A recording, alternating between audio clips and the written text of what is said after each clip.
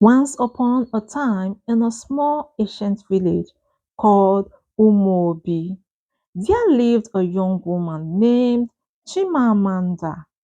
She had married into the prominent Okafos family, a lineage steeped in tradition and expectations. Chimamanda's husband, Obidike, was the eldest son, and his mother, Nobi, was a formidable mother. She rules the family. From the moment Chimamanda stepped into the Obidike's household, she felt the weight of Nobi's gaze. The older woman's eyes bore into her, assessing every move and every word.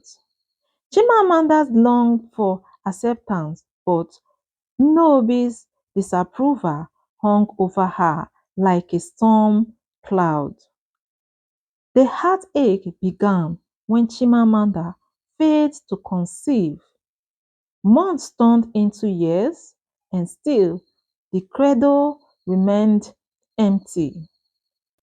Nobi's disappointment becomes very obvious as the days goes by. She would mutter incantations under her breath, invoking ancient fertility gods. Chimamanda's words turned between resentment and sorrow. Why can't you give us a child? Nobi shouted at Amanda on top of her voice. Nobi's voice echoes through the corridors. Our lineage depends on it. Chimamanda tried everything: herbal remedies, moonlight prayers, even whispered secrets to the wind, but the gods remained silent. Obidike stood by her side, torn between loyalty to his mother and love for his wife. Chimamanda's heart ached for him, knowing he carried the burden of their childlessness too. She felt pity for her husband. One moonless night, Chimamanda ventured into the forest. The ancient Ohia tree stood sentinel, its roots reaching deep into the earth. She pressed her palm against its bark, tears streaming down her face. Great Spirit, she whispered, why have you forsaken us? Immediately she slept off, and while sleeping in an utterance, she saw a very beautiful creature, dressed in white, flying in the air, carrying a baby. And Chimamanda shouted on top of her voice, here is my long awaited baby. Immediately, the white, beautiful creature drops the baby beside Chimamanda, and immediately she woke up and smiled.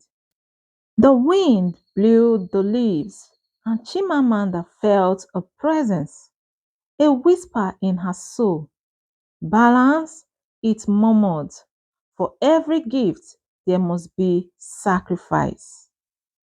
Chimamanda returned home that same night. She told her husband Obidike about the revelation. Her resolve hardened.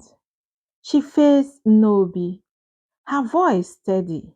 I will find a way, she declared. Our love will weave the threads of destiny. And so Chimamanda immersed herself in ancient texts. Seeking forgotten rituals, she brewed potions under the moon, danced barefooted on dew-kissed grass, and whispered secrets to the stars. Obidike watched, torn between loyalty to his mother and love for his wife. One day, Chimamanda discovered an old scroll, the tales of the silver fern. It was said that beneath the tallest fern lay a hidden spring, the Waters of Fertility. Chimamanda embarked on a perilous journey, guided by moonbeam and whispered prayers. The fan stood tall, its flood shimmering like silver. Chimamanda, her hand blistered until water bubbled forth. She cupped it in her palms, tears mingling with the sacred stream. So the next day, Chimamanda urged her husband to follow her to Uzara River. And immediately they got to Uzara River, she knelt down, dipped her two hands deep inside the water. With tears, she brought out 2 cups of water from inside the water and drank. She also gave her husband Obidike to drink. She said, Obidike, drink and our love will bear fruit. Obidike hesitated, then drank. The next morning, Chimamanda felt life stir within her, a secret promise whispered by the fame. She held Obidike's hand, and their heart entwined. And the next day, Chimamanda danced all through the day because she has this belief and conviction that her prayers has been answered. So after several days, Chimamanda break the news of her being pregnant. Her husband could not believe his eyes, and Chimamanda later gave her mother-in-law the good news. Nobi's eyes widened when Chimamanda announced her pregnancy. The old woman's stem facade cracked, revealing vulnerability. She touched Chimamanda's belly, her fingers trembling. Forgive me, Nobi whispered. I was blinded by traditions. As the seasons turned, Chimamanda's belly swelled. Nobi becomes a doting grandmother, waving blankets and singing lullaby. Chimamanda gave birth to a son, their silver fern, a child of love and sacrifice.